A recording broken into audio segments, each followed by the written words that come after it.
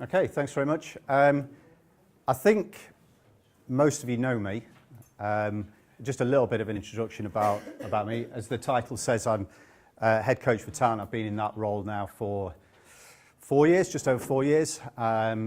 Started off with my physical conditioning kind of consultancy hat on, and then gradually evolved into actually looking after the team in its entirety and sorting all the logistics of camps and competitions, and it's grown as a role. I've been working with the squad now in some capacity for 10 years. 2008, back end of 2008 I started. I work at University of Lincoln as a lecturer in sport and exercise science. My main areas of interest are strength and conditioning and exercise physiology. So that's my background, and that's where I'm coming from with a lot of what we're going to talk about today. I'll just talk a little bit about the kind of genesis of this conversation and how it evolved. Last summer I was mentoring John Mather, who was here yesterday. He's doing his UKCC level 2, and he asked me to come and oversee a session on Stanton Moor in DVO territory. And this was June, and I came along and observed what was going on, gave him some feedback. And it was quite interesting because if you know Stanton Moor, you obviously all know what our forests tend to be like in June. It was head-high bracken, a lot of bramble on the ground, and the exercises that day were focused on compass and aiming off.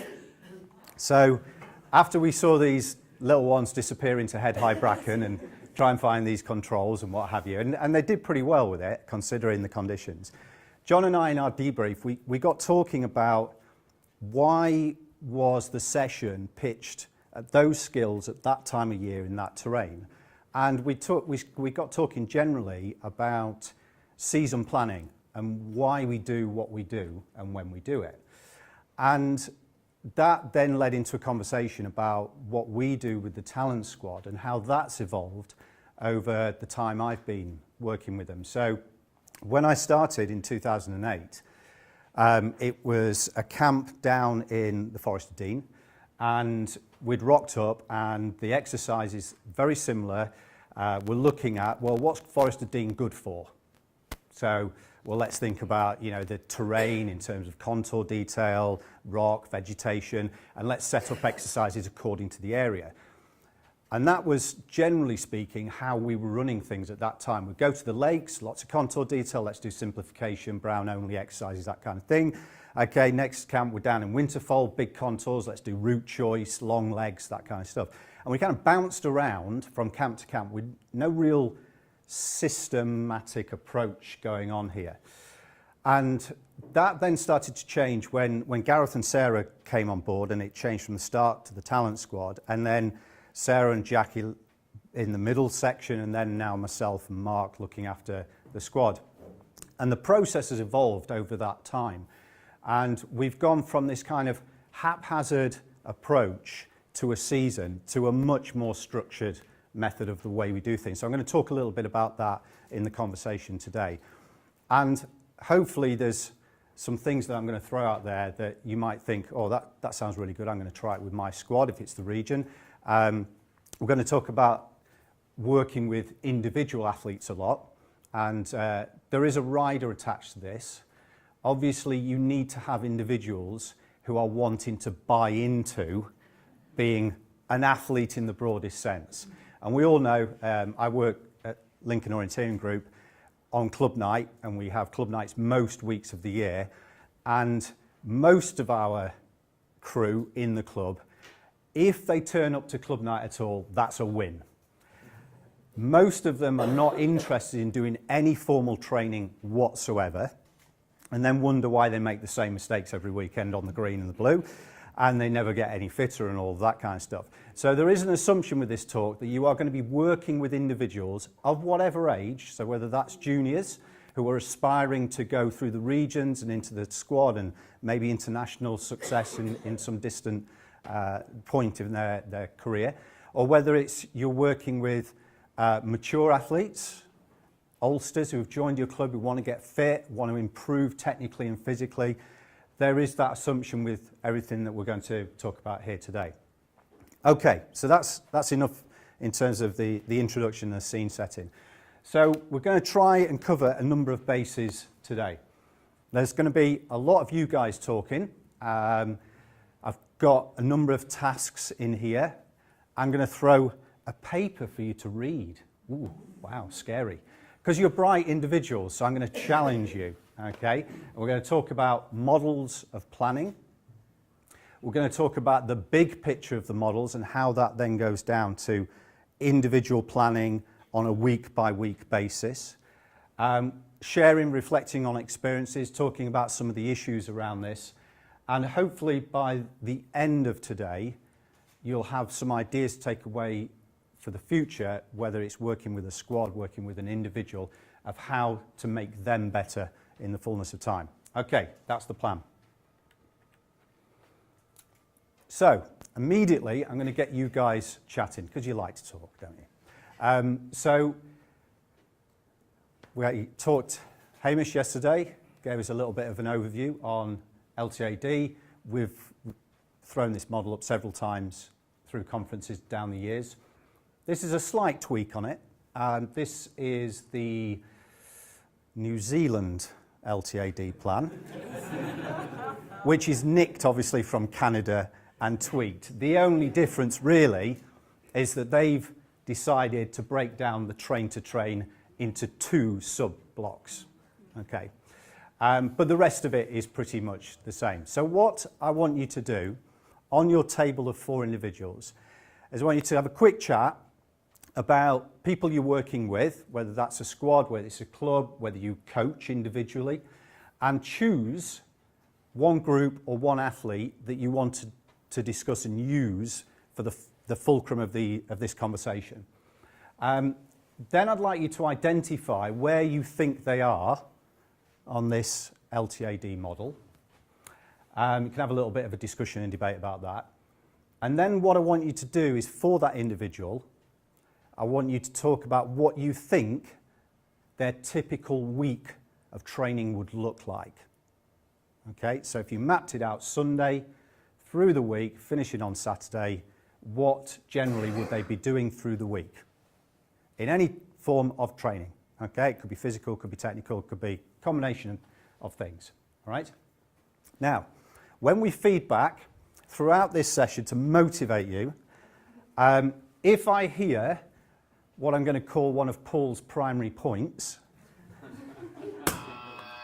you get the buzzer and your team gets a nice pack of Haribo to share amongst you.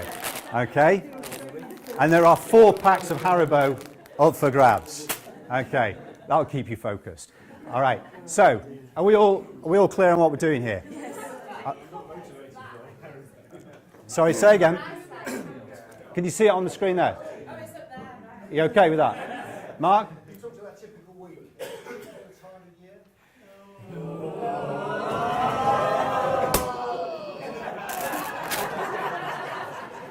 Okay, so Mark, what we think... Oh, it's still... It was so good. It needed a long buzz. Okay, so what are you thinking about? What's the principle you're thinking about? Periodization, well done, team. Okay, all right. So, you've beaten me on that one. Okay, I wanted that to come through the feedback. But anyway, okay, so you can choose the time of year. All right, any other questions? No? Okay, right, so let's give you till 30:30 to discuss, debate, and come up with a typical training week. Away you go. Should everybody make sure that there's an issue for sleep?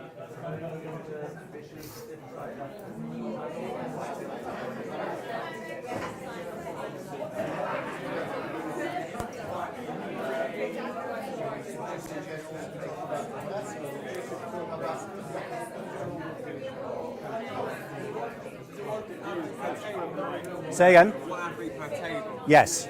So decide on, have a little chat about the athletes you're working with, and then choose one athlete from your group to just discuss and debate, yeah? Yeah, one athlete, just the one athlete per table.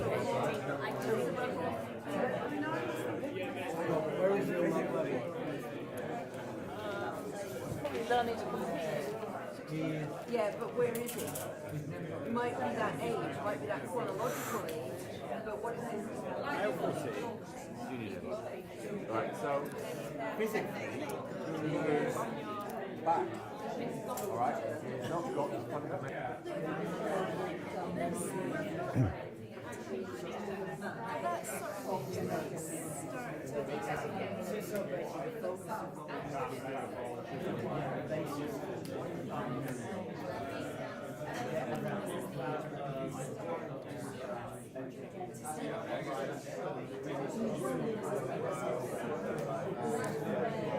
Last minute.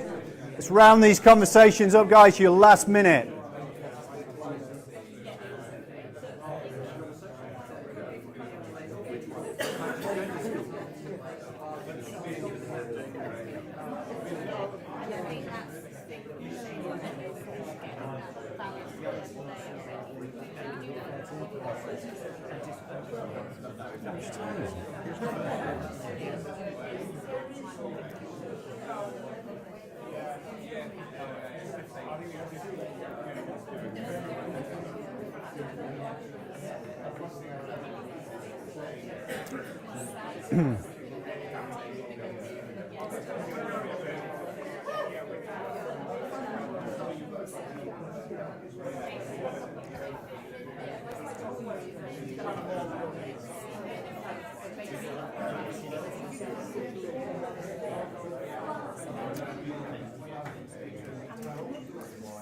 Okay.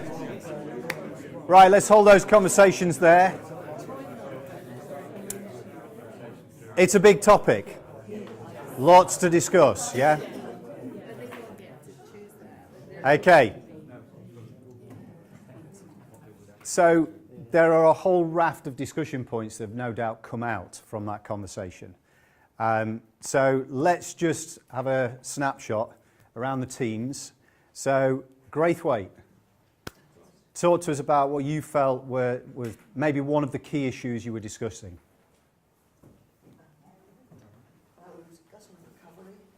From training, looking at an athlete's W20, Yeah, who's pretty much in the top range, is doing quite a lot of training yeah, at the moment, but what is the recovery within that training week? yeah, And the balance, is there a life outside training? absolutely.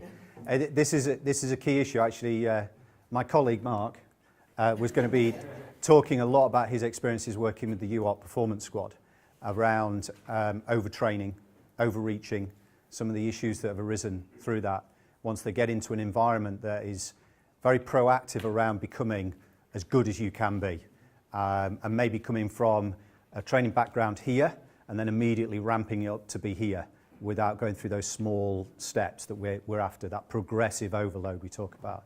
And most of the guys in the squad, I would say, of the group we have, the major issue for probably 80% of them is not overtraining, whereas 20% is get off your arse and do some training.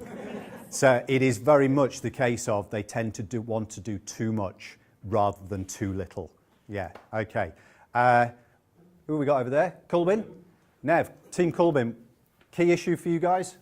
Yeah, we're looking at a first year man 18 who's doing quite well, aspiring to get himself into the squad at some stage. We were looking at a typical week's training for them, recognising that they may well still have interest in other sports, and trying to balance the activities that they're doing at school as part of the school curriculum, in terms of training with other sessions that they might want to put in. Yeah. And we were talking things like on Sunday. First thing we wrote in was, there's competition on Sunday. But then we said, hang on a minute, unless it's a big important race, then that should be used as a training session in the forest, Yes. not as competition. Yeah. And such like. So we were basically, sort of mapping out a full week as to what kind of things that person might be doing and what would be good for them. I think you've covered two topics there. Firstly, and we had this conversation, didn't we, about if somebody wants to engage in lots of other sports, should we be encouraging that or should we be curbing it? And it relates a little bit to Hamish's discussion yesterday about physical literacy, and particularly in these early years of this idea of sampling of sports rather than forcing them down a route. I'm going to talk in a short while about 2 athletes in the squad who've come from very different backgrounds in that regard. And there's a lot to be gained from other sports, aren't there, for a whole host of reasons. So I was up with the Scottish guys getting tested in the lab up at Edinburgh this week, and one of the girls does ballet, and her mother was there when we got talking about, well, we want her to carry on doing the ballet, and I'm absolutely in agreement because of the things like the balance and the core strength that can come from ballet and how that can transfer into her orienteering. So absolutely. As well as the psychological aspect of it gives you a break from orienteering, gets you away from the running activity. So really important in that regard. The second issue you're talking about was the competition aspect, wasn't it? And how they should be using events for training and focused training. And this is something we try and impress upon the talent squad guys, is if you're going to an event, what is the purpose of that event? Don't just run around the green or blue and treat it like a green or blue every week, but go there with a particular focus. Yeah, and that's something, again, we'll talk a little bit more about later. And where does having fun fit into that focus? Everywhere. Training's got to be fun. It's got to be enjoyable. Actually, is it legitimate? We were talking about going to the races. That actually, my aim on today's event is to have fun. Yeah. Yeah. Not, whatever else comes out of it, great. Absolutely. Particularly if they are an aspiring elite athlete, there is a lot of pressure and stress associated with that. And they don't want to be necessarily week after week after week going hard in the forest without that aspect of, I'm just going to relax and enjoy this today. It's a chance just to get some fresh air and an easy run and just get the head clear and come again. So, yeah. Okay. Right, let's talk to Winterfold, where we're going next weekend for our talent squad training. So we have an athlete who's naturally aware of that kind of 12 age group, in that sort of learn to train box. And where our challenge was how much structure and formality do you suggest and impose versus that kind of see that white the rounded training.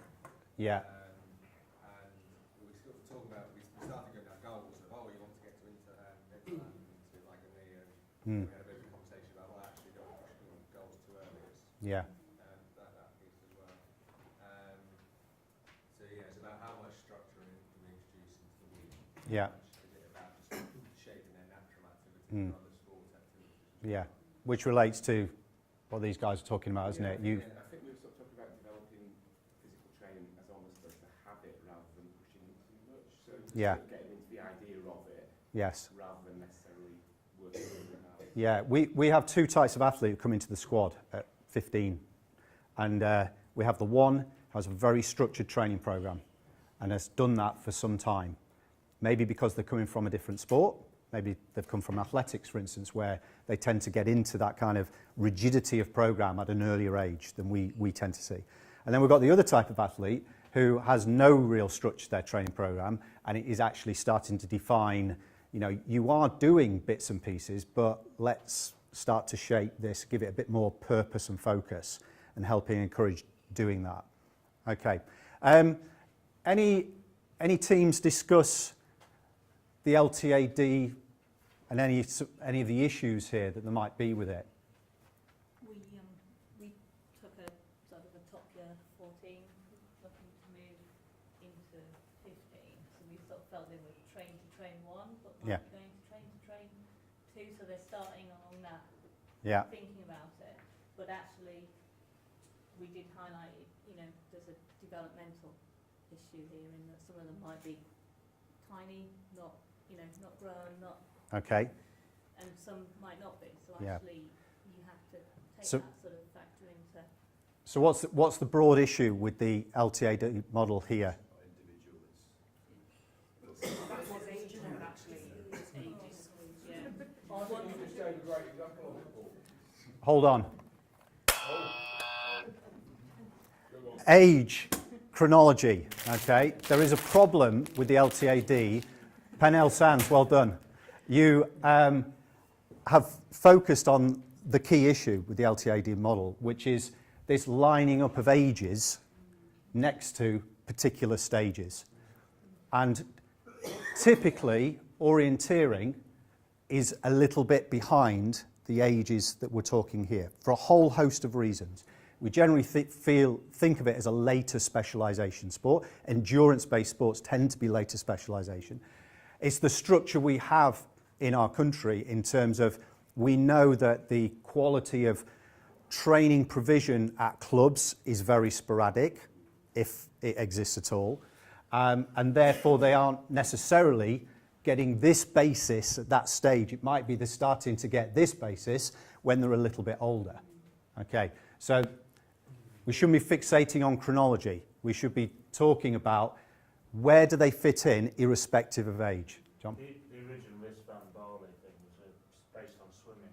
Yes. When he started with swimming, and obviously that's much earlier specialisation. Yeah. So that's changing now. I mean, It is.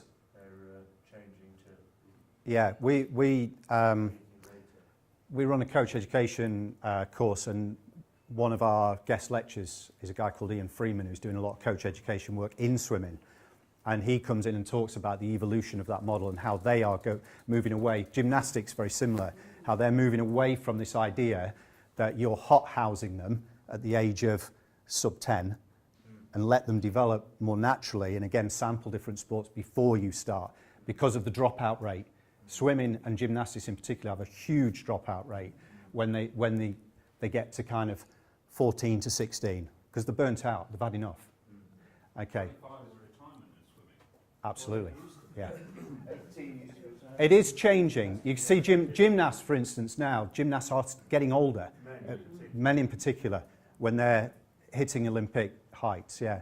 Is there any evidence to suggest that children are acquiring skills at a later age at the moment? Because they seem to be less active when they're younger. Yeah. I mean, I know I've spoken to teachers who say they come into secondary level education and they can't actually run 200 metres. No. They're so unfit, Yeah. they are so inactive. Yes. So does this affect the LTAD model? Because Absolutely, absolutely. We have 20-year-old sports science undergraduates who struggle to do a 1.5K time trial. They're walking after 200 metres. You know, that's the issue that we're dealing with, and it starts at this bottom end. Hamish mentioned it yesterday. Primary school teachers are saying pupils are not as developed, they're not as strong. They aren't getting out there. You can see it when we were all younger.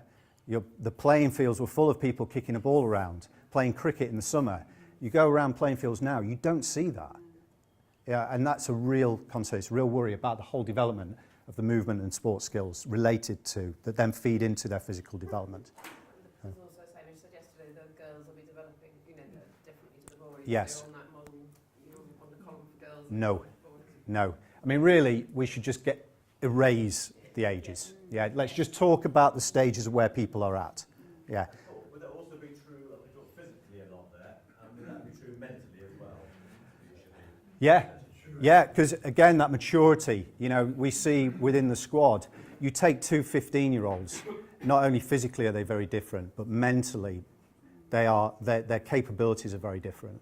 And so, yeah, that has to feature in what you're trying to get them to do on a week-by-week basis. Similar, because I know there's certainly one guy from not too far from here who's physically extremely strong. Yeah. But he makes some mistakes. He obviously, the technical side is more for him. Yes. And other people are technically very good, no bother training, and they obviously need to focus on the physical side. So how Okay. Individualisation. So that's two different things going on. Well done, Leith Hill. Okay. Yeah, that very nicely, it's almost like a primed you for that. And that very nicely brings us on to the concept of individualisation. Yeah. You're giving it Haribo. I know these guys are all going for a run later, and they'll need that quick sugar hit to keep their glucose levels high.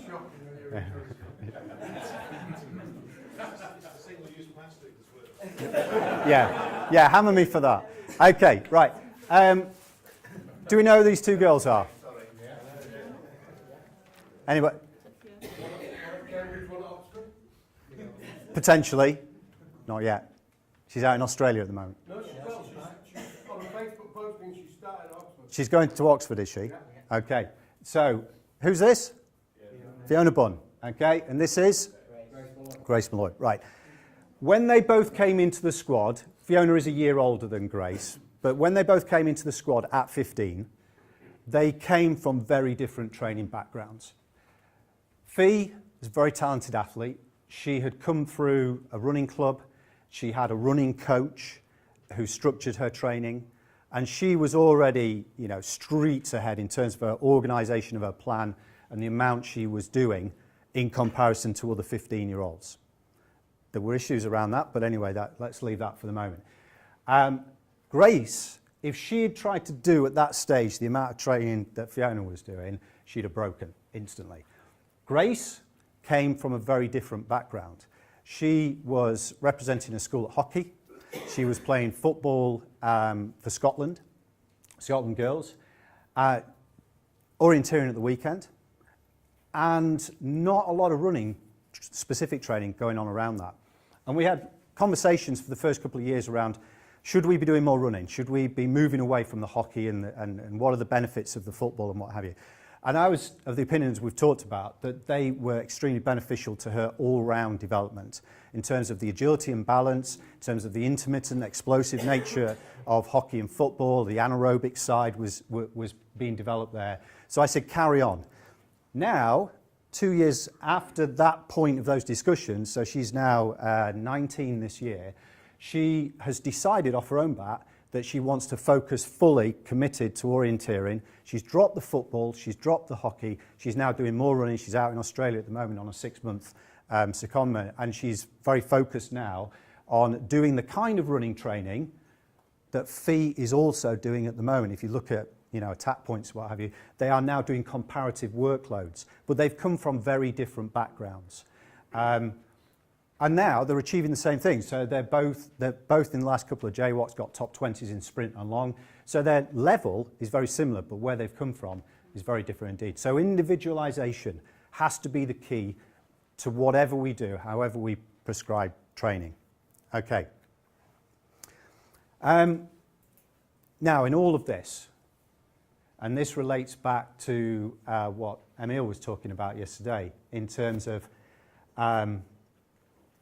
the components of athletic development. And yesterday he talked a lot about the physical, the technical, and the psychological aspects of sprint orienteering. Let's think about the whole sport of orienteering, and this is something that we hammer home with the squad. When they come in, we get them to write out an athlete development plan which looks at these 5 areas, and they review where they're at, what are their strengths, what are their weaknesses, and then at the end of the season, they will then review that and they will talk about what changes they've made, how they've improved, and what next season is going to be their focus in these areas. And that's really important, that we're not just thinking, my main role when I first got involved with them was very much the physical conditioning side. And it's easy to start focusing on one over the other. But inevitably, as an athlete, they have to cover all of these bases. If they're going to be as good as they can be, whether that's aspiring to be an international junior or whether it's aspiring to win W60 JK, if they're going to do that, then they need to be thinking about all of these things. Okay, here's a little quote for you. You may recognise it. This comes from a very famous individual. Say again? David Brailsford, well done. You don't get Haribo for that, by the way. It's not primary point. David Brailsford, way back in the day when he was talking about the success of British cycling, first and foremost, and then Sky latterly, before getting embroiled in the whole Chewy business and what have you, what was and wasn't happening. He was talking about why have we become so good, and he talks about it's all about the marginal gains. It's all about the little things that you do. So in the early days, it might be big things, just getting people training. You know, going from no training to doing some training. That's a big step and a big change. But ultimately, after a while, and they start to get on that plateau that was talked about yesterday, they need to be thinking, well, I've got a great physical training program, and that's as much as I can do, and I've refined it. But there are other areas, maybe my diet is absolutely shocking. I'm stuffing my face full of Haribo, for instance. So the diet is not good. It's got to be a lot better. My lifestyle, you know, I'm doing too much work, I'm not sleeping well enough. You know, there are loads of things that we get the athletes to consider and mull over in terms of where can we make those marginal gains to make the difference. Okay. Any questions, any thoughts on that? Okay, so within the physical, one of the issues that we have is that there are lots of potential components of fitness to train. So we're moving from just getting people to start running, getting people to do some training, 2, 3, 4 times a week, gradually building up, to then starting to think about what specific to their orienteering, and if they are a specialist in a particular area. So yesterday we talked a lot about sprint. If they are a sprint specialist, you know, there is maybe even more of a fine focus on certain elements. So this is, broadly speaking, all of the things that they might think about developing. But there's a problem here. So Mark, on your table, you've came up with the first point, which is periodization. So why do we periodize? What are some of the reasons why we might think about periodization? What is periodization and why might we do it? Hold on. Let's just give Mark a chance to, because he threw the word at me. So come on. It's about thinking about what you're going to do at what time of year and what your objectives are for the year. Yeah. And I mean, I think obviously there's the mental aspect of if you're just doing, you know, you can change variety. Yeah. Your body will, you know, in your base phase, you're building up the, you know, your capacities, things like your aerobic capacity, and that type of training effect tends to last a lot longer. Yeah. Yeah. You know, more towards a competition period, you're looking more at speed type things. Yeah. And that type of training impact Okay. tends to be shorter lived. Yeah. So you're talking about focusing on different elements at different times of the year. Because ultimately, if we try to do this all at the same time, it's going to be hugely problematic. And if we only do, as you say, Mark, one thing all the time, then we get this flatlining and people never kick on from there. So if we just go steady state running all the time, you end up with a great aerobic capacity, but there's no speed. You just can't operate at threshold and beyond. Yeah. So we need, in order to develop all the systems, to cycle things through and have different focus at different time. And there is also, as you say, the mental aspect, not just the physical aspect, but the mental aspect. If you are just going long distance running all the time, that can get pretty tedious. So we try and mix it up. And that's where the other sports come in, of course. That's where that helps develop. I'm sure when I used to do a lot of stuff, it was a case of the aerobic stuff, the longer, slower stuff, builds up over many years and stays. Yeah. Whereas the speed stuff, you can get quick benefits quite quickly, but they fall off quickly as well. Yes. So therefore, you don't want to do the winter full of all your speed work No. and your endurance work in summer, unless like me, you're training for a carriagewalk. Yeah. Because that was the way I did my program. Yeah. But it makes more sense to do the endurance stuff when it's horrible weather Yeah. and stuff, and the speed work closer to the events. We're going to start talking. Is that still the general Right. considered thing, or has it changed? It's almost like I'm priming you to lead me in. Okay. There are different models of periodization. Periodization is a concept that has evolved over the years and is still evolving now. And it is a problem to get any real hard science behind periodization. A lot of the early work stemmed from Russia's model, kind of 50s, 60s. Obviously, the period of doping as well was pretty rife at that time. But one thing that they did was they evolved this concept of periodization, doing certain things at certain times based around endurance is a slow build, but it's also a slow decay. Speed has a much faster decay, and you can accrue it more quickly. And they applied a periodization model to their athletes, which we're going to look at. The problem with the science behind it is if you want to test that, or if you want to then say, well, that's one model, let's maybe try something a bit different, is how many athletes are going to put their hand in the air and say, I'm an Olympic athlete and I'm going to put my success on the line for your science. And there might be a better way. Yeah, and there might be a better way of doing it.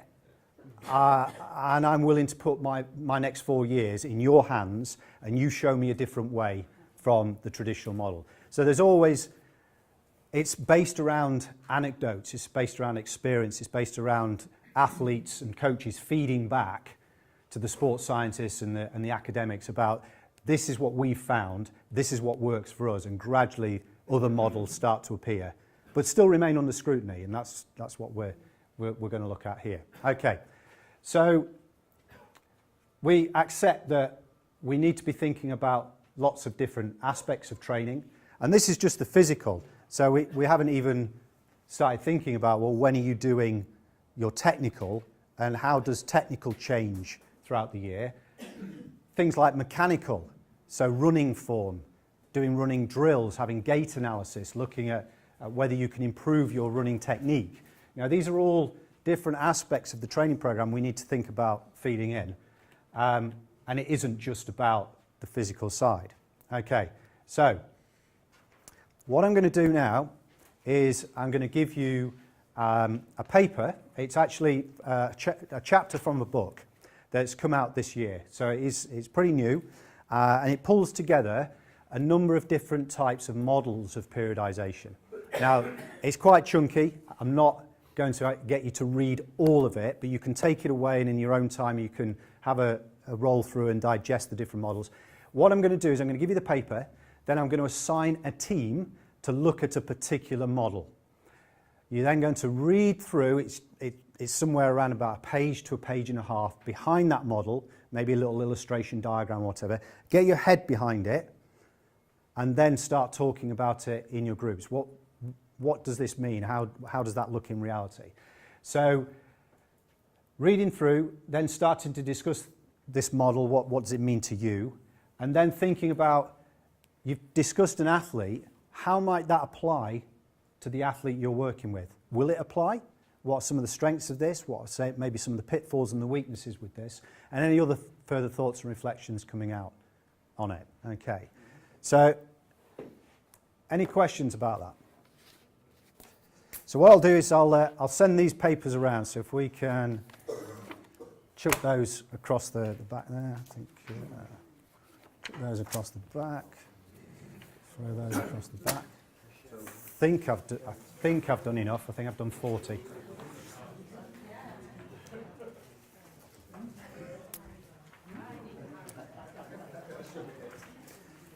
Sorry, can I just... Right, so what are you going to give us? Which section? To... Academic papers.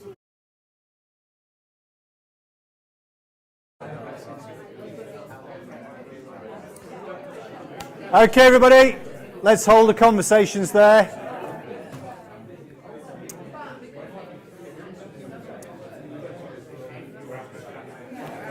Coaches, stop talking.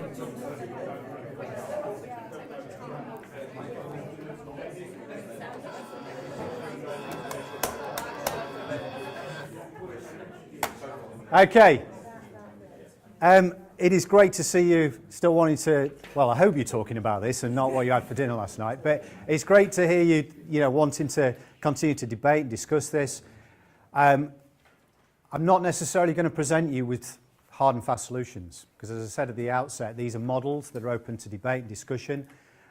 Some of them are still in evolution and being experimented with, but it gives you something to play around with and think about. What are the strengths and weaknesses of this? Could I apply it to my group I'm working with or the athlete I'm working with? So we'll just have a little run through up to tea break, which is due at past. So we're starting with what is our traditional linear periodized model. This is what we mostly associate with the concept of periodization. This idea, as Mark said, of a base phase where you're developing endurance, into a pre-season phase where you're starting to switch to speed, that kind of thing. So this is obviously on the paper. It's not great in terms of the quality. I'm sorry about that, but hopefully you can see it on your paper there. So the guys who looked at this, let's take our Leith, is that Leith Hill team? Okay, so Leith Hill, what do you think of this model in terms of... Oh, right, okay. All right, so, well, let's go with, who are you? Craig Barnes, yes, how can I forget? So Craig Barnes, what did you make of this? Well, we were thinking of our athlete as a 14-year-old, and we sort of thought that if you saw it as a whole year, Yeah. for some 14-year-olds it might actually be too long for them to get their head around, and we wondered if, for certain, obviously athlete specific, but we might break the year actually into 2 years. Okay. So 2 parts, so Yeah. it's like a 6-month Yeah. periodization thing. So it depends what they're aiming for, but Mm. some of them have selection races in March and April. Yeah. Some are also interested in things that have selection race in September, October. Yes. So you have to know what each athlete is aiming for, what Yeah. their focuses are, and have a conversation with them about that. And if they do need to perform at both times in the year, then Yes. break your year into 2, you benefit all this Yeah. to the 2. And this would still be seen as a linear periodized model, but you are talking about a double peak rather than a single peak. And that's typically what we'll do with the talent squad because of the nature of the international competition season being EYFC, JWOC, end of June, start July, and then we've got JEC at the end of September, start of October. So the challenge is how do we get that peak then, recover and peak then, which is a challenge, there's no doubt about it. But yes, so we go through a pre-season, then the in-season, then we have that kind of break in August, maybe. And then we build again September, October. Yeah, okay. Any further thoughts from Penhale on this? Only to say, as a starting point, if you're starting off understanding periodization and trying to explain it to people, it's a good start. Yes. But then you add on the buts, Yeah. which you've started on, and they started Yeah. on. It's the buts that you've got to tease out and work out how it's going to apply to an individual. Absolutely. Yeah. It's a nice, easy model to get your head around, and that's why when they come into the squad at 15, this is the model that we will use, and we will use that through to their departing at 20. Although, you know, the Edinburgh crew may start to tweak this slightly and maybe start to look at some of the other models in practice as they become more mature and capable of handling the training load and what have you. So yes, there are buts attached, but you're right, the key strength of it is it's relatively straightforward to get your head around. Okay. We also commented that a lot of their training might well be other sports that are out Yeah. of their control. Mm. So it's about, we sort of said it's a little bit about educating, so Yes. don't go and do a full-on hockey match the day before a Yeah. competition Mm. that you're trying to do. So Mm. it's just about educating them how It to is. balance the two. Because Yeah. they may be going to athletics training where, yes, they're doing a structured training, but actually Yeah. they don't have any control over what Yeah. it is. So It's a good point because a lot of the guys who are gifted, who will aspire to talent squad and international honours, they're very gifted in other sports, yes. and particularly running-based sports. So Fiona, who we mentioned earlier, is a good track athlete. She's a good cross-country runner, and it's managing those. You're right, those seasons and those loads. So it's not saying you must go and do. No. But it's about, if you've maybe said, we should put a 5k park run in as Yeah. a way of doing, but it's teaching them that that's great in the winter, Mm. but don't go and do it in. Yes. So Yeah. it's using it as an education. Absolutely. Okay. Right. So let's. Yeah. Go on. Point of you're doing on the talent squad using this kind of model. So that's presuming because those athletes are primarily their primary focus are 2 goals, are single race type goals. Whereas some other athletes that we look at Yeah. have more of a season where they've got lots of things they're Mm. aiming for, British Mm. JK, Yeah. very, very spread out season. Yes. And I think that's where other models help. Yes. So the talent squad choose this model because Yeah. you've got single goals, but that doesn't mean it's right for everyone. No, it doesn't. Absolutely. So this brings us on to alternative models. So do you want to talk about? Surely, if they're in the talent squad, they've got to do well at the selection races as well. Yes. Otherwise, they're not going to be selected. That's that. Yeah. So the competition season, in effect, starts with those selection races. Yeah. So It's a very long period to be. it is, yeah. To try and maintain that level for that period of time Exactly. So using that model is problematic. Yeah, we'll come back and revisit this in a short while. For athletics, there was the traditional June-July time period Yes. of the season. Yes. It's perfect for this. Absolutely. Single focus sports. So if you look at someone like Mo Farah wanting to compete and peak at the Olympics, he hardly races in the build-up. He might do half a dozen races for peaking and fine-tuning, getting competition head-on and what have you. And he's peaking for that single event. Nothing else matters. And that was the issue the Americans had with having their selection quite a bit earlier. In fact, they then had to go for that double peak. Yes. They had the American selection results very. Yeah. Okay. So, Team Winterfold, what did you make? So just explain to the group what the model is that you guys looked at there. Yeah, we're doing periodization, which we thought was really flexible, fitted into multi-competition arenas. We've got a 12-year-old boy who just does lots of sports and is fit, but we could gradually feed in, like, this is the winter, so we're building up endurance and fitness, and then we've got a couple of races coming up. Which one do you want to really do well in? So right, well, you've got the JK, so we'll just do a bit more sprint training. You want this sort of thing now. Yeah. Build up the microcycles and give him a taste of proper training without sort of pushing it and saying we should do this every week. Yeah. But sort of show him different sessions during the year. Yeah. So by the time he's M16, he's got a really good idea of periodization that he could then adapt. Yes. So the fundamental concept here is you take a mesocycle like the base phase, and instead of just having one focus, you break it down. So it talks about the general block might be 6 weeks. So it could be November to mid-December. Then you might have December to mid-January as a specific block. Then you're into a competition block if there are appropriate races that they might be focusing on at the end of January, start of March. Then you have a little recovery block, and then you start this process again. So in effect, it's condensing the linear model into multiple cycles rotating through in the year. Okay. Our team here, you looked at this model as well, didn't you? Okay, so what did you guys make of this in terms of potential strengths, potential weaknesses, maybe use? Well, we were considering a W16 first year, looking for selection, so attending selection races. Yeah. And the first feeling was that this was the way the British Orienteering does selection races doesn't fit in so well with this model of working, because the races come thick and fast in the spring. Yeah. And this is a more long term than the distance between two selection races. On the other hand, we did like it.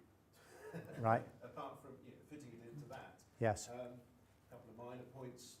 Don't like the last block being called recovery block, because there's a lot more you do after the event than simply recover.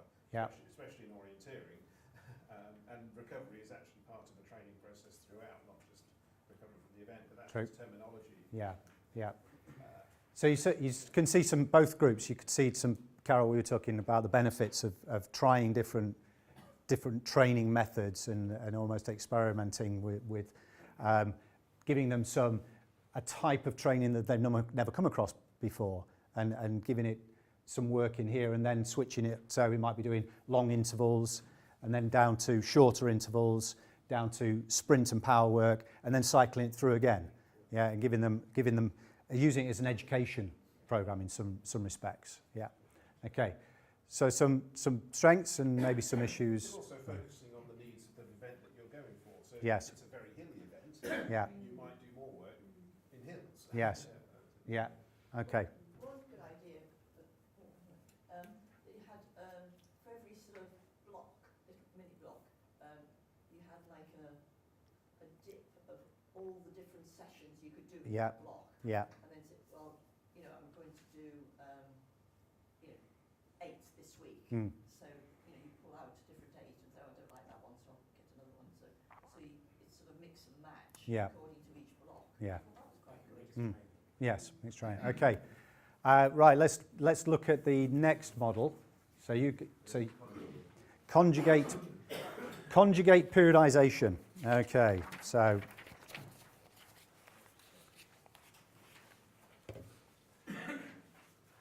do you just want to give us a little overview of what this is? Because obviously not everybody's read this. So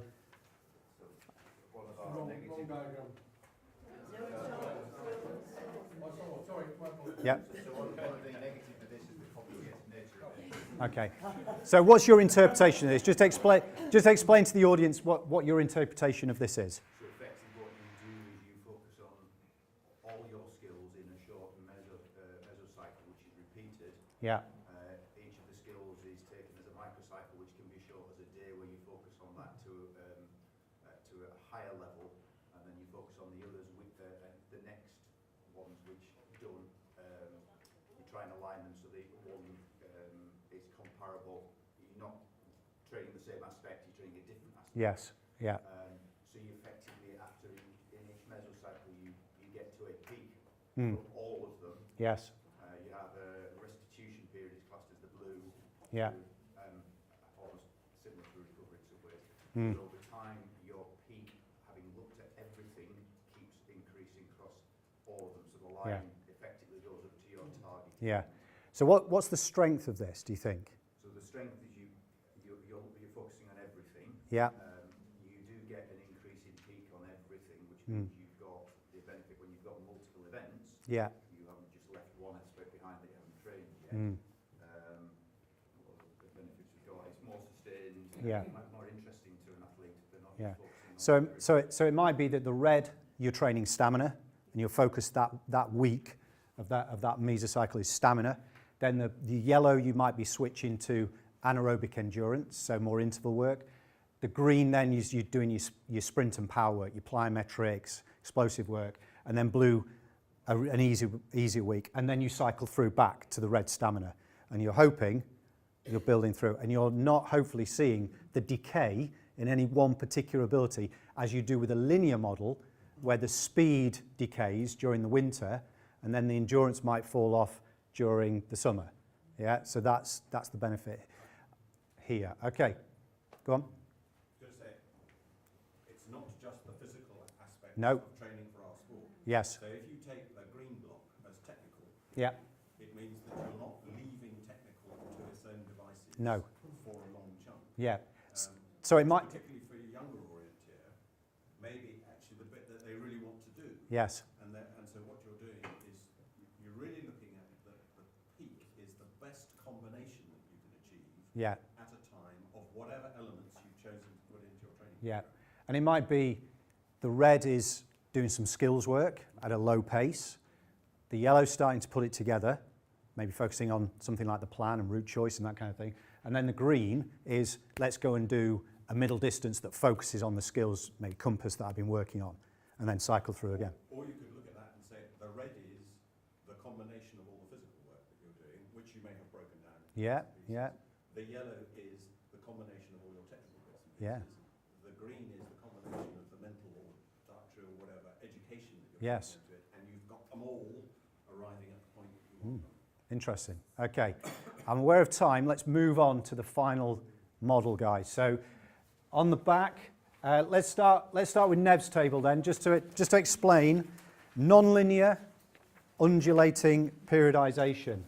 So what did you take was the kind of basic premise of this? It was variety in terms of intensity of sessions during each week, effectively. Yeah. And that was repeated week on week, effectively. So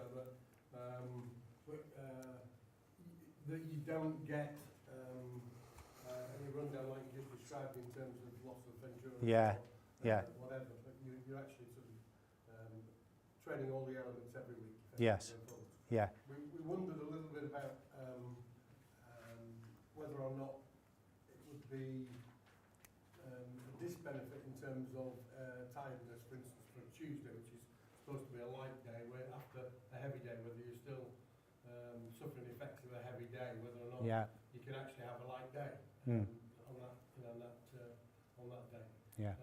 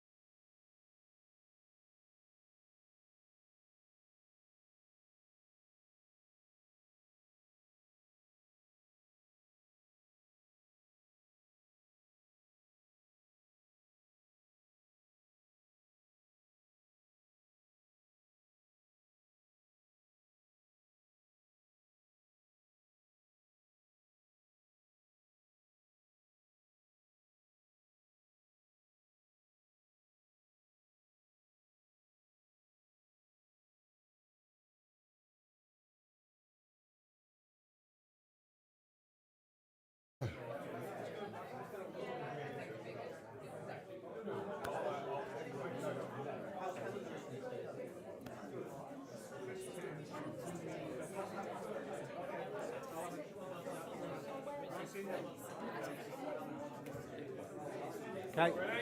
Okay, everybody. Last hour. Yeah. Okay, so obviously before the break we had a real in-depth look at particular models, and we shared some of the ideas around strengths and weaknesses of those models. So what we're going to look at now in this last kind of 50 minutes, we need to be wrapped up really by 5 to, is I'm going to share some of the experiences I've had with the squad and how we've evolved our program, and just pass some of the kind of the lessons from that, some of the strengths we do, some of the weaknesses of it, and the problems that we find. And then give you a chance to think about reflecting back on that training and how might that training week that you planned at the start of the session, how that might change through these different phases if you were to adopt one of the models of periodization.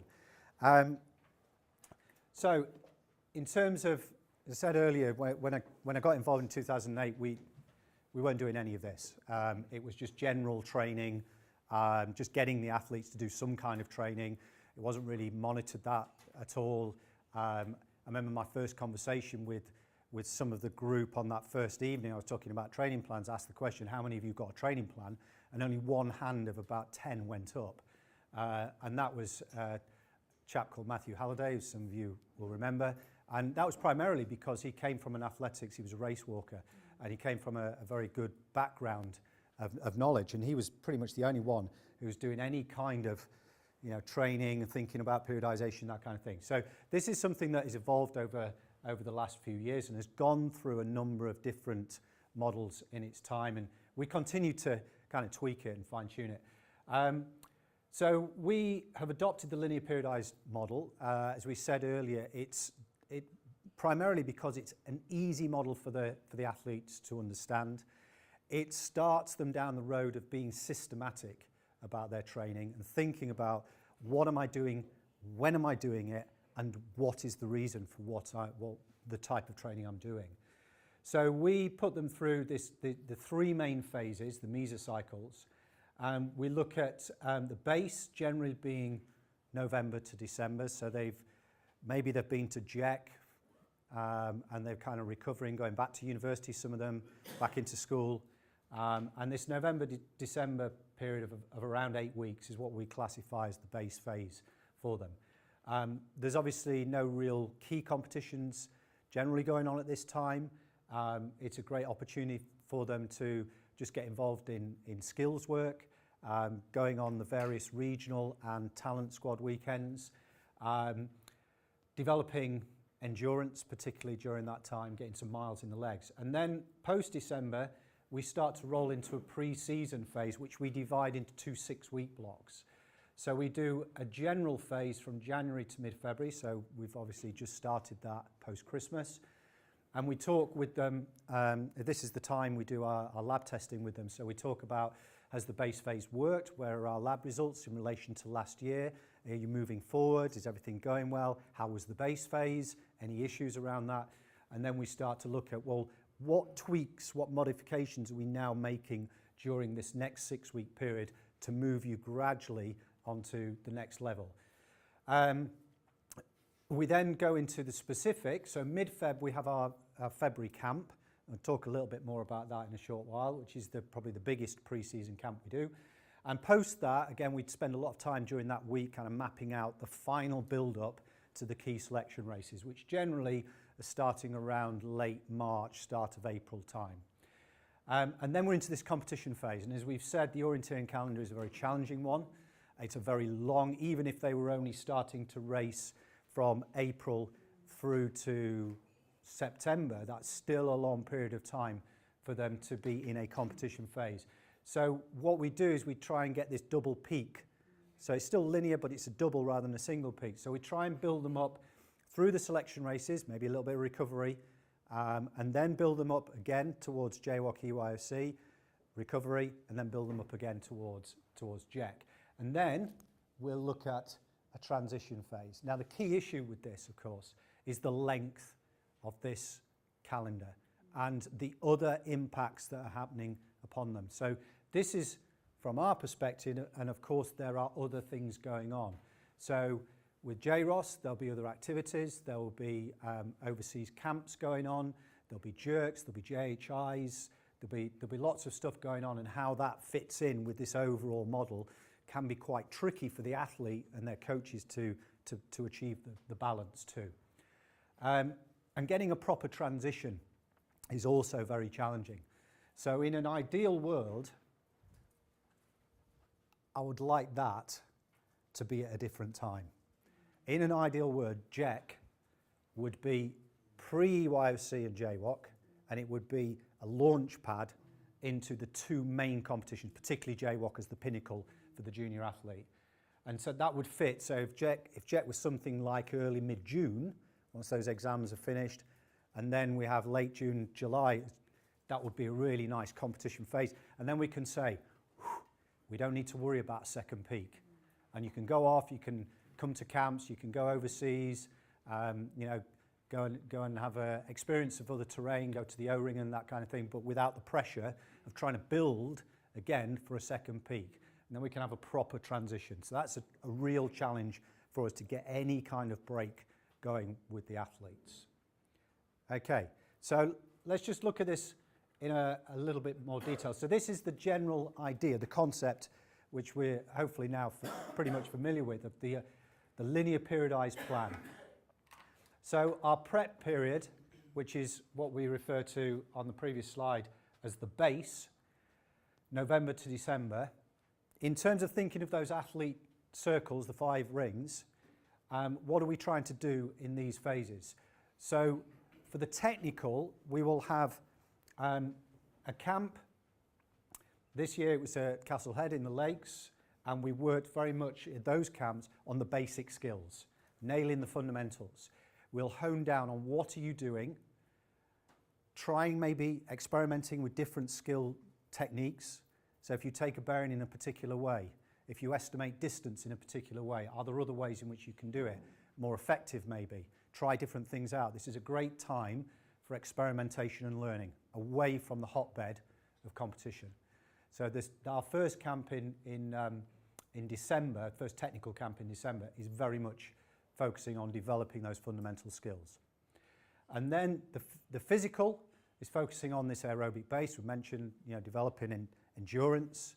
If it's strength and conditioning, learning new lifts, learning new techniques, just gradually building a muscular endurance base.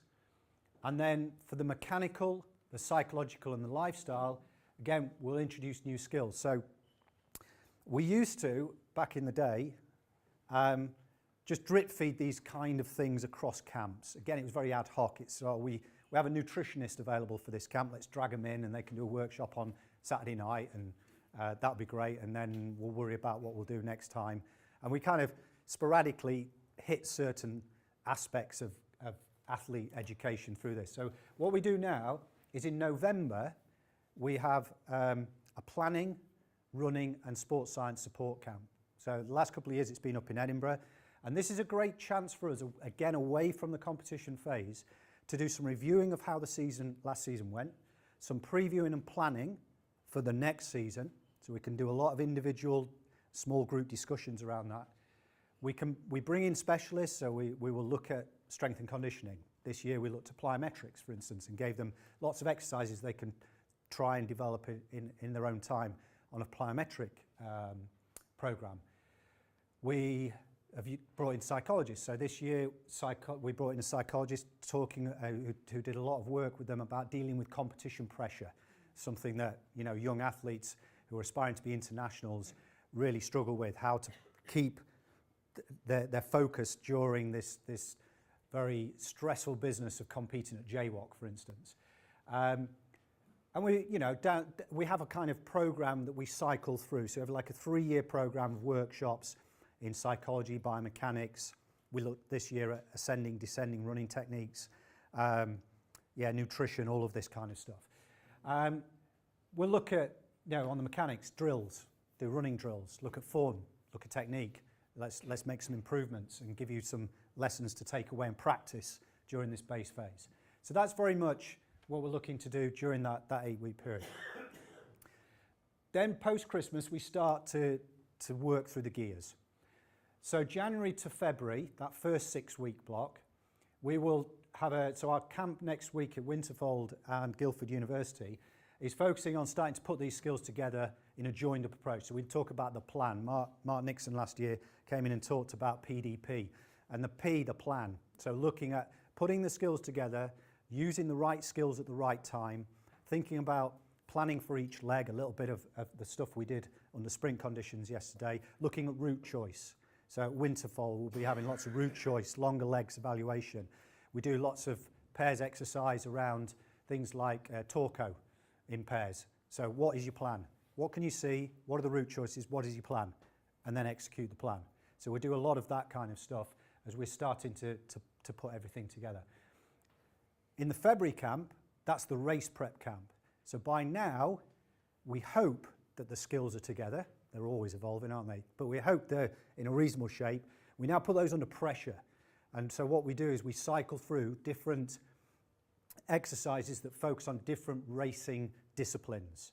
So we'll do middle, then we'll do relay, then we'll do sprint, then we'll do long over a week. So we normally get to look at maybe 2 of each discipline over that week and look at what are the particular techniques and strategies required for each of these disciplines. How does middle differ to classic, long? How does that differ to sprint? So some of the things Emil was talking about with sprint yesterday, we put them in a sprint race, and then in the evening we'll analyse what have they done, where did they go right, where did they go wrong, what are the lessons to take away from that. So a lot of the kind of review analysis stuff the guys yesterday were doing. We do things like the 2D course planning.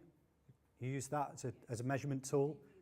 Yeah, so that's really good for sprints, for instance, that you look at, you draw in the leg and looking at distance and then start talking about, well, as you guys were mentioning yesterday, shortest always the best. Maybe not, because it's quite convoluted navigation. So we do a lot of analysis work in the evening, focusing on each race discipline and lessons to take away for the competition period. Paul? I was just going to chuck in because I gave Emil a lift to the station. There is a pearl of wisdom from on the way that thought was worth sharing. He was saying that in his recollection, sprint orienteering was introduced to train for classic distance.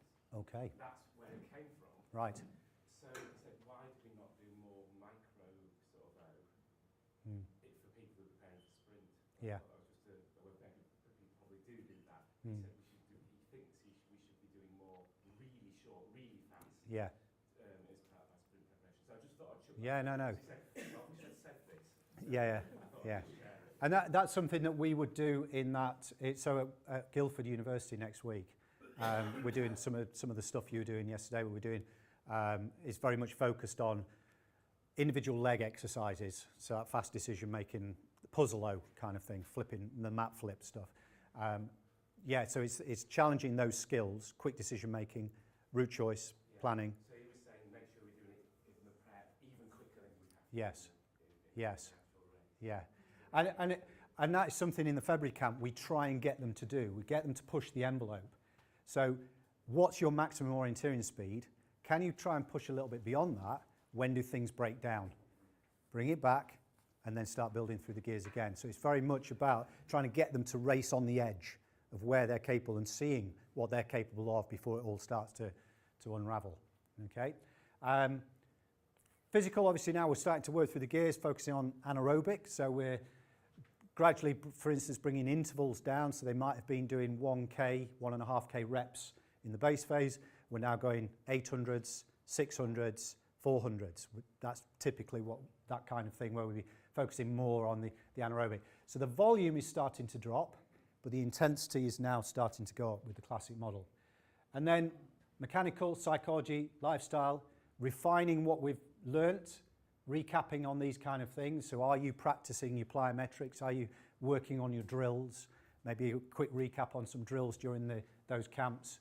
And then this race camp preps them for competition. So the analysis work that we do with them is looking to gear them up for that. Competition, obviously physically we're focusing now on maintaining what they've built during this early period. So there, again, the volume is now low. The quality of what they do is high, so maybe fewer sessions, but keeping the quality within that to allow them to recover between events, but not lose all the fitness that they've gaining during that 6-month period there from November to March-ish. Paul? Yeah. You still do interval sessions in this section? Yes. Would you reduce the recovery time at this period between the efforts? Possibly. Yeah. I think it depends on the individual. Right. It's very much based around where are you at individually. And this is it's an interesting discussion that we had, and this is where the individualisation again comes in. So if I take someone like Matt Fellbaum from last year, who got silver medal in the sprint, he extended his base phase. He wanted to keep his base phase going longer, so he wasn't going through the traditional speeding up gears at that stage. He was doing more endurance, longer intervals, fartlek work, that kind of thing. And then only towards JWOC did he, so he almost extended his base phase because he was confident that he didn't need to be at a peak shape to qualify for JWOC. Potentially risky strategy, but he was confident that he would be in the top 2 or 3, and he was in pretty much every race, top 2 or 3 boy, and he sealed his place.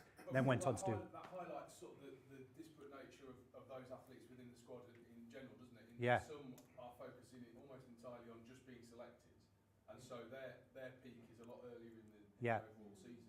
Yeah. And JWOC or EYOC is a developmental experience that next year they're more focused on, whereas final year 20, it's a very different approach to the season in general. Yeah, and Sasha Cheplin the year before was very similar, because Sasha's aim was to do really well in the long distance. That was his primary focus, and the middle and the sprint was important, but it was down the scale for him, and so he extended the base phase and wasn't doing much speed work until quite close to JWOC. And again, he was confident he would be comfortably qualifying for a JWOC place, no problem. So it's kind of individualised within this model. Yeah, because I would expect the intervals to shorten the length Yeah. phase to pre-season. Yeah. But then maybe go back up a little bit, but we'll reduce things. Possibly. That's what Yeah, possibly. So yeah, obviously we're focusing all on race prep. So a lot of geeking around, where's the JK this year? Well, it's down in the southeast, so a lot of preparation around that. Again, tied in with the lifestyle and the psychology. And you mentioned earlier the recovery, really important during this phase, that they've got to believe in what they've done here will set them up here and not over-egg it. And really, they've got to be fresh and fit for this phase. And then finally, transition, potentially, if they haven't got selected, then very definitely they can have an earlier transition. But if they have been selected for JET, then they might only be getting 1 month of transition before they start that base phase again for the following season. So challenging.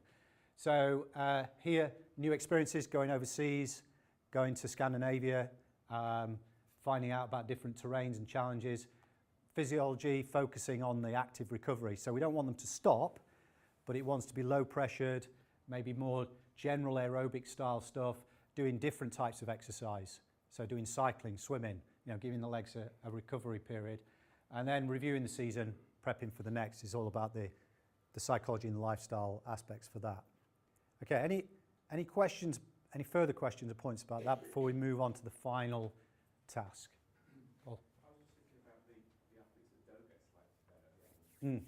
Look at them, they've got the rest. Yes. But they may not be feeling that looking No. at it. No. Maybe you don't need to answer this now, but what the room could be doing with them during that time just to keep them Yeah. you see what I mean? Just to keep them on track and happy, basically. I think it's definitely challenging if they've missed out on selection for whatever reason. I think they need to be looking at what opportunities they've got for their own personal development in this period, particularly with summer camps. So it may be JROS camps, it may be them going over to O-Ringen or Swiss 5. Obviously there's club, Northwest you had a squad Norway this year. So there's a host of opportunities there for them to to buy into and think about what am I going to take out of these to help prepare me for next season's assault on getting the selection races right for next season. But it's definitely challenging. But it might be nice just to have that communication. Maybe it does happen, and I don't know about it. But just something from you saying, could you just give these athletes a bit of support, and that'd be good. Yeah, and definitely, you know, during this period, if people have missed out on selection, then I will be getting emails from coaches, from whether it's individual or regional coaches saying, so and so has missed out on selection. What do they need to do? You know, how do they get themselves in the frame next year? Now sometimes that's a tricky question for me to answer because I don't know those individuals. I don't work with those individuals, so I have to almost throw it back a little bit and say, well, you know, from the 5 athlete rings, what they're good at and what they're not good at. And sitting down with them on an individual basis and saying, why did we miss out on selection? How do we get ourselves into the frame next year? And what do we need to work on? But I can always help in that regard. I'm always willing, you know, if people say to me, can you give us some advice in terms of a training program, something that might help this athlete, then I have no problem with that whatsoever. Because from my perspective, I want as many juniors challenging for those spots as possible in future years. I want as big a pool of talented guys as possible. So, yeah, I think ultimately the coaches need to think, where did things not go right? Where do we need to work on? And you know, if you wanting advice and guidance, then I'm happy to help on that regard. Yeah. Just to add a little bit on that. So if you don't meet the selection, they've missed their primary goal. Yeah. Something I've seen before is you switch the goal to a secondary goal. So Yeah. you don't make J1, you then, right, I'll go with the 6 days instead. Yeah. So you're still in the same time period, you're still doing physical peak, performance peak, all Yeah. those good things you can build towards. Yeah. Just you're on a secondary goal. Yeah. Again, it's that individual, isn't it? So I can think of 1 or 2 people who missed out on selection this year, and that was primarily because they suffered injury in this period, and then they were playing catch up. And so for them, it's get back into general training. You know, overcome your injuries, overcome the issues there, reset for next year, and learn from what didn't go right this time, and put that right for next year. So yeah. Yeah, you don't have to write off the whole year is the point. You just switch. Yes. Still in the same time Yeah. period, but to something else. Yeah. Winning 6 days or doing whatever, they're all things that people are going to take motivation from. Absolutely. Next year. Yeah. As well. Yeah. Okay. So last half an hour then, let's take some of these principles and go all the way back to our athlete that we'd chosen. And again, you can choose a different athlete if you want a different focus, if you think it's more appropriate. But I want you to take the athlete that you looked at that sample week for and now start to think about fitting in with this model. We know that there are different models of periodization, and we could maybe look at how that might, you know, an undulating model or a block model might apply. But let's keep it simple for this focus, and think about how is your athlete's training week, the microcycle, going to change from here to here to here to here, and remodel that accordingly. Okay, so that's what we're going to do for the final task. Is there any questions about that? Okay, so choose your athlete, maybe the same, maybe different, and then start thinking about those 4 phases. I'll put the diagram back up and how that microcycle is going to change through the 4 phases.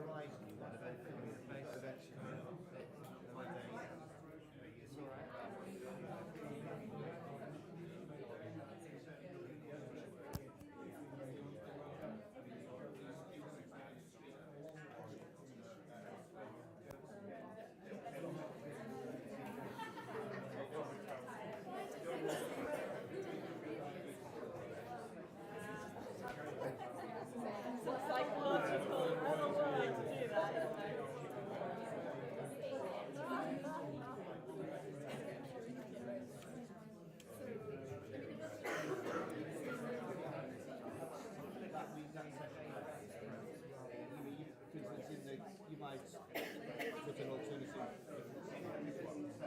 Yeah, I mean, one of the things we did, I mean, you look at, probably not hit. Yeah, Rich Tiley. What's happened to him? He's not here. I spoke to him last night. Do I know Graham? I don't know if I know Graham.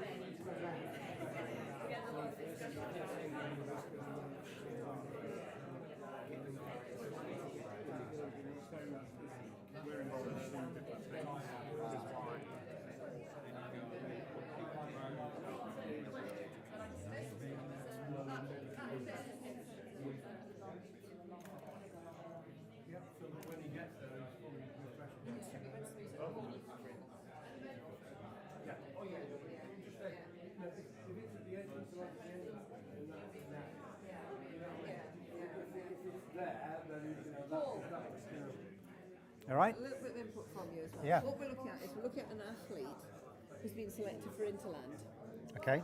but also wants to go into the selection races Yeah. for camps and things like that. Yeah. So in some ways they're wanting to actually kind of peak for an Interland March type time. Okay. When is the Interland? Or a mini peak. Yes. Mini peak, yeah. So you're talking. Although that might be, kind of slightly a little peak within their base phase. Yes. And so on. Do you see what Yeah. we're kind of wrestling with? Yeah. I guess it depends on the focus and ambition of the athlete. Well, that's right. Are they using Interland as experience, and it's an opportunity to go overseas and have an England jersey, or are they looking at it as, I don't just want to go, I want to perform. I want to really perform. Yeah. So that's Yeah, I think there's quite a big difference there. there is, Yeah. because And if also- using the analogy of Matt and Sasha, Yeah. they weren't looking. They didn't see the selection races as a peak in their season, and so they could extend that Because pre-season. they were already experienced athletes Yes. who'd had that. Yes. Whereas if there was the first England vest, then that's their kind of pinnacle of their career Yeah. so far. But they also want to have these other pinnacles after. Yes. Is that correct? Yeah. That's right. Yeah. Interland is the first England vest. Yeah. Which it is for Yeah. us. Yeah. And that's 9th, 10th March effectively. So what I'm saying is that steady light low week goes in there. The The week South before. East Champs is the 17th of March. I know because that clashes with Yeah, but what's the South East Champs? What's It's that all one- about? Well, that's one of his. That's another qualification. No, not South East. It's not South East Champs, Southern Champs. Oh, Southern then. Sorry. Yeah, is that That's on the 17th. is that on the 17th of Feb? Yeah. Or March? March. It's the next week. That's important. So that's a key selection race as well. That's right. What is that being used for? You can get a championship at that. A championship time.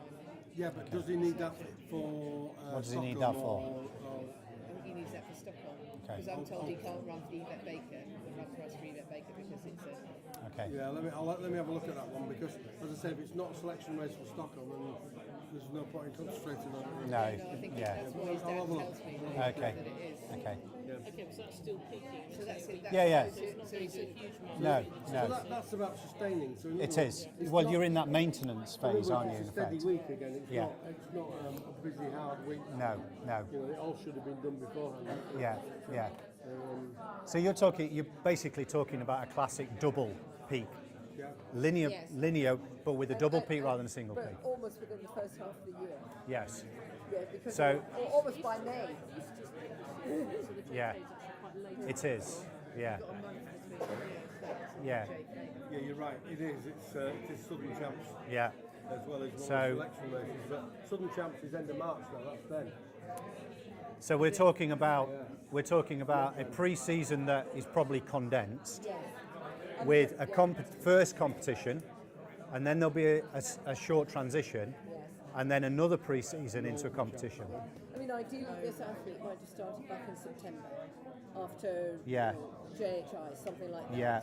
A little bit of recovery and then into the base phase Yes. earlier Yeah. than this Yeah. particular one because they didn't have other things happening. There was actually too much high-level competition for these students. Absolutely. Too many expense, too Yeah. many peaks. And, Yeah. my kids went through it. Yeah. And they thrived on it. But Yeah. sometimes it can get too I absolutely, which goes back to the orienteering calendar point, doesn't it? Is that there isn't necessarily a joined up approach of can we look at rationalising the amount of major events that these juniors have to peak for, have to compete at.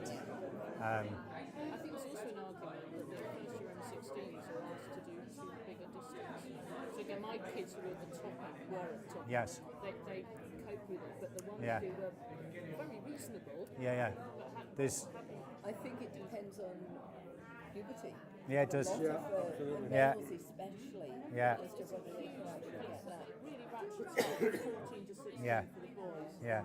And the girls don't, whereas the girls can actually take it more, I think. Yeah. I don't, you know, yeah, I think the girls should actually be running up from Yeah. green to short blue anyway. So I guess this question is focusing on, although you've got a double periodization, the principles are still the same of what would a typical week look like in your pre-season 1 and your pre-season 2. Yes. They're going to be very similar. Yeah. And competition 1 to competition 2 will also be very similar. So what would you expect those weeks typically to be consisting of? Yeah. Is this individual going to the British Knights?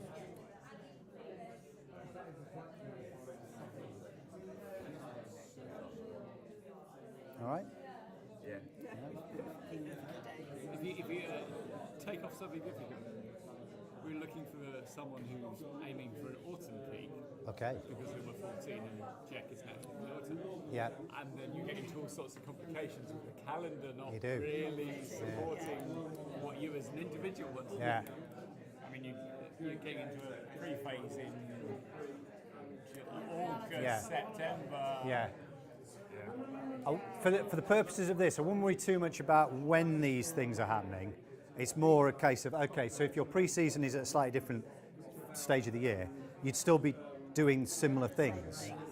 But there are challenges in doing There are. things in a different time of the year. There are, yeah. That was Yeah. where Yeah. it was starting. Yeah.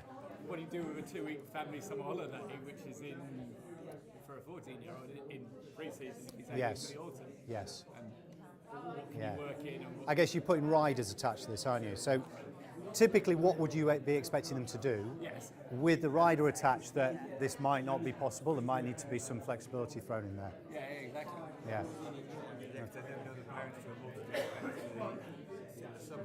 Yeah. A lot of families will say, well, I'm doing stuff to 6 days. And Yeah. terrain practicing. Yeah. I never noticed that. They prefer to do urban.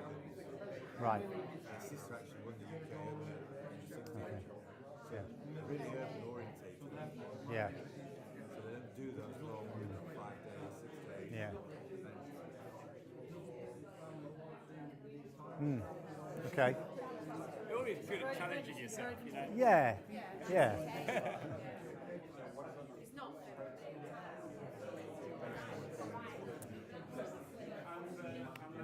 We found a headcam video of the area. We're going to roll through to quarter 2, I think. And so you get a Quarter 2 and then 10-minute roundup. You get Yeah. About another 5 minutes, guys, and then we'll have a 10-minute roundup, yeah? About 5 minutes, yeah? About 5 more minutes, and then we'll have a roundup, yeah? So that's really quite 5 minutes, guys, and then we'll have a roundup. 5 minutes.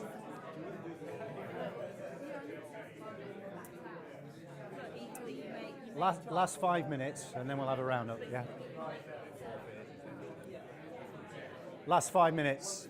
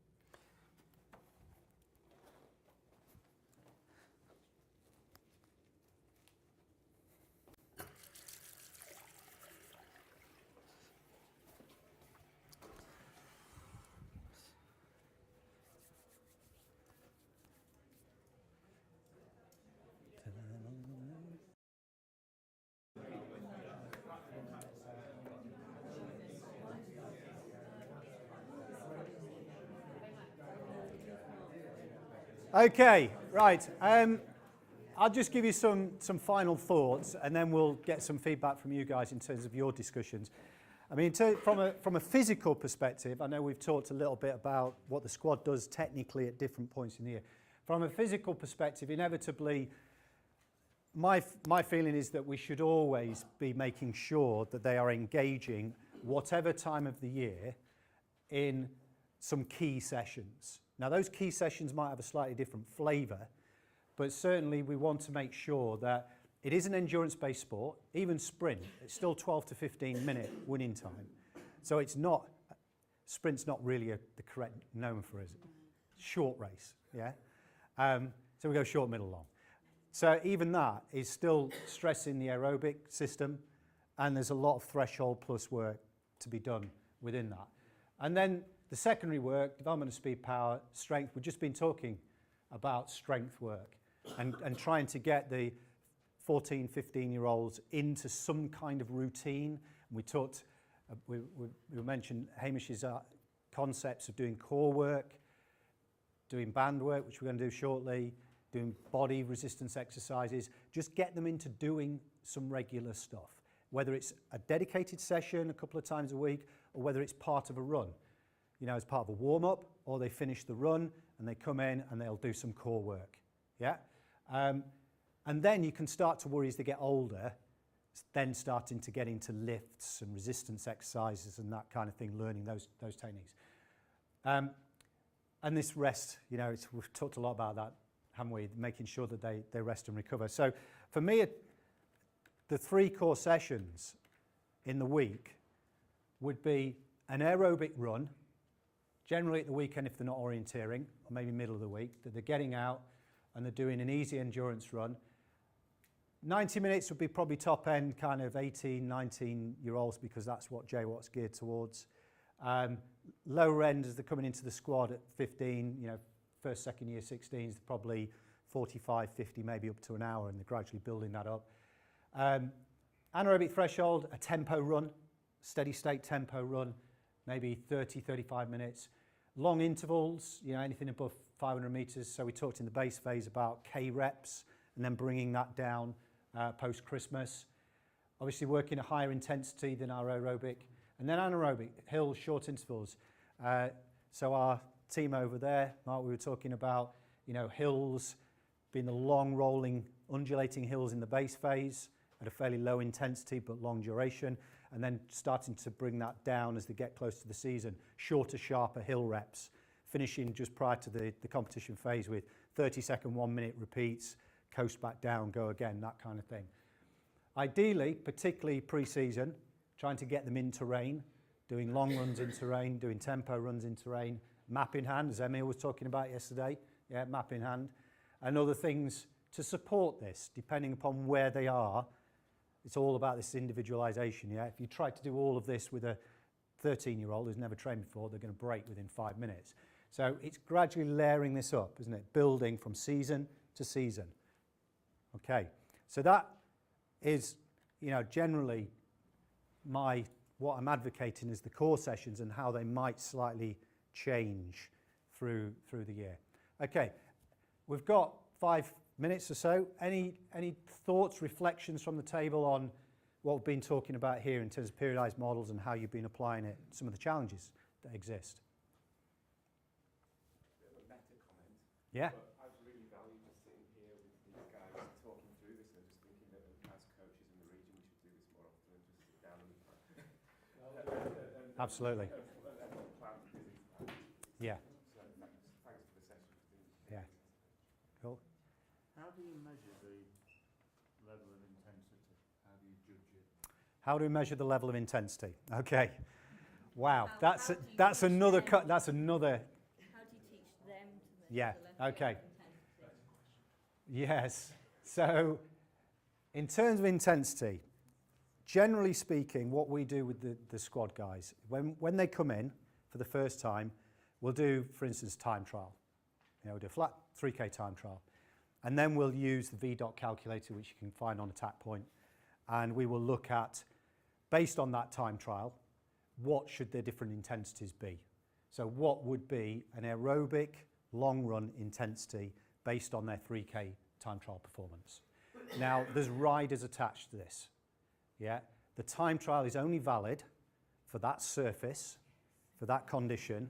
And if you do a flat time trial and they come from the lakes and they're going to be doing their long run like this, then obviously it goes out the window.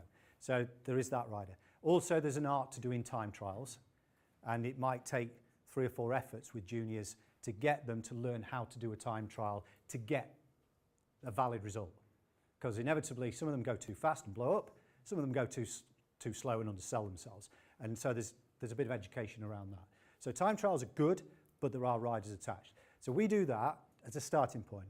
Then obviously we've got the NICE at the moment for the next 2 years, Sport England funding, to allow us to do some lab testing, and then more specifically to each individual, where are your zones based on heart rate, lactate at different running speeds on a maximal progressive test. And that then tailors it each individually. So if they are in the lakes doing these kind of runs and pace is out the window, they can default to heart rate. So they've got both to rely on. And we can set their zones according to what type of training they're going to do. Okay. Alongside of that, obviously, is that the easy measure is the rate of perceived exertion. So we talk about an aerobic, easy, conversational. So if you're struggling to hold a conversation and you're on a long run, you're probably going too quickly. So that's an easy measure, but obviously it's rough and ready. But it gives those guys, as a starting point, you should be able to hold a conversation on a long run. A steady state run, it may be a sentence, a few breaths, another sentence. By the time we get threshold plus, you shouldn't be able to talk, or you should be one word, Christ, hurts, blowing, you know, those kind of things. And so it really, you know, once you get kind of anaerobic 90% plus, we're not into conversations, we're into, you know, close to, maximal efforts. But they're rough and ready measures. Inevitably, if you really want to get specific, time trials is a step forward. You can do things like resting heart rate, max heart rate, and use something like a Carvenan formula to work out heart rates that you should be working with. So again, but that's another workshop altogether, and I think we've done some of that stuff in the past. Thing that Emma said yesterday, slow means something different to different people, so you have to have that conversation with the individual to figure out what that means for them. Generally, we'll run recovery runs too quickly, and we won't run intervals quick enough.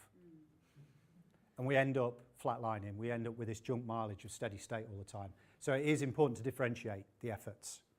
Yeah. A nice easy one for people to use, not used to it, just go on the internet and copy down the board scale. Yeah, which is the rate of perceived exertion scale. Yeah. But it's nice to Yeah. use it on the internet for them to take Yeah. down and Yeah. use. Yeah. Any other questions or thoughts, Carol? Just one thought. I remember talking to Helen Palmer a few years back when she was training really hard, and she was, she lives and works in Holden at the time. And her coach said one of the big things that I got from him was to tell me that women need more sleep than men. Okay.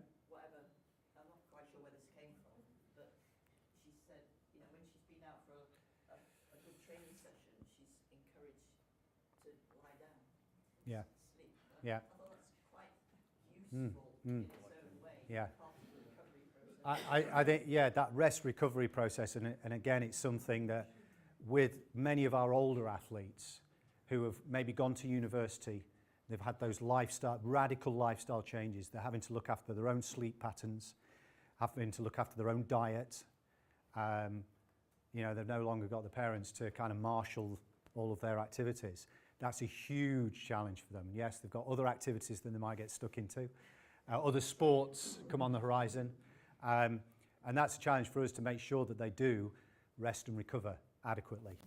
I think the biggest difference between professional sportsmen and amateur sportsmen is not what they actually do in the training sessions, but the recovery. It is the recovery.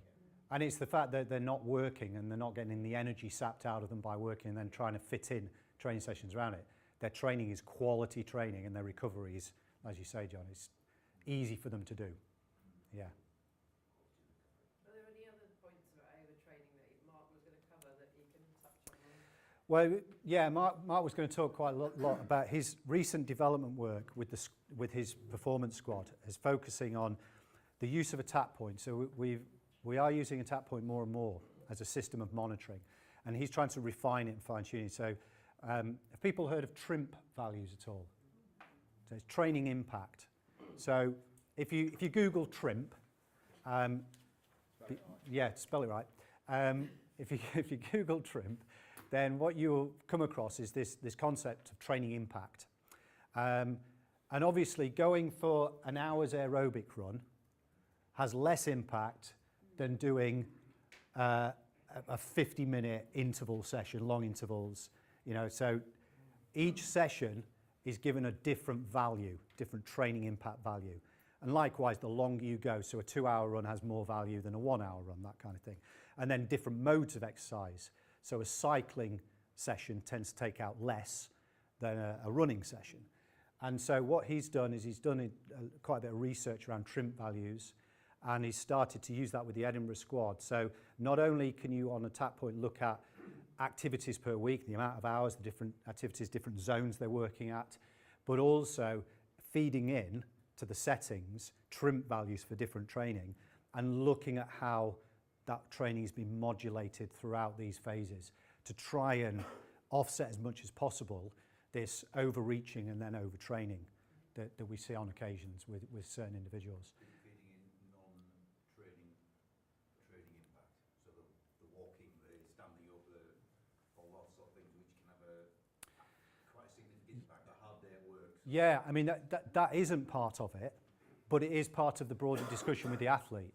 When he does his reviews, it's like, okay, so over the last 2 or 3 weeks, we've seen this TRIMP all of a sudden shoot up. Why is that? All of a sudden, the alarm bells are ringing. And then there's the discussion around lifestyle. So are you sleeping? Are you eating the right stuff? What kind of work? So is it approaching exam time and the stresses involved with that?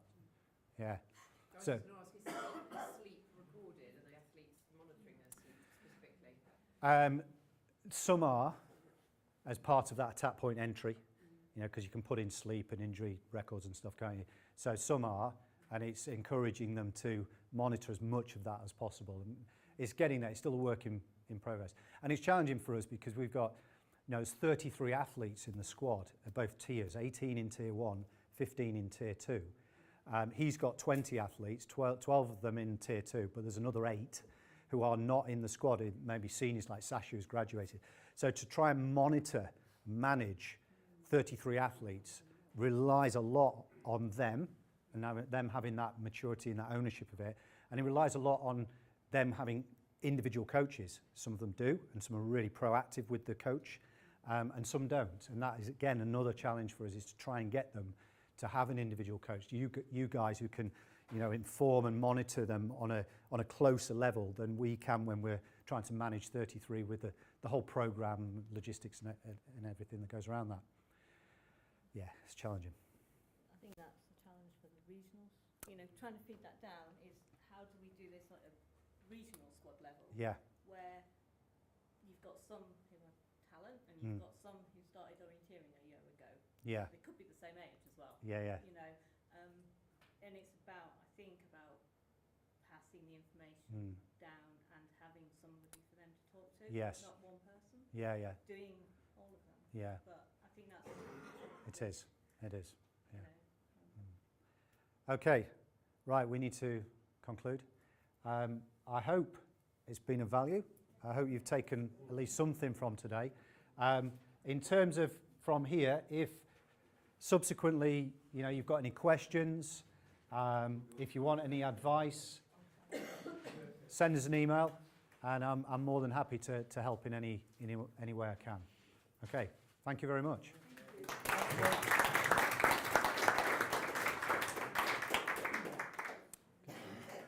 Right, I think it's a bit of a break and then back in here with Hamish in 5-10 minutes. Yeah.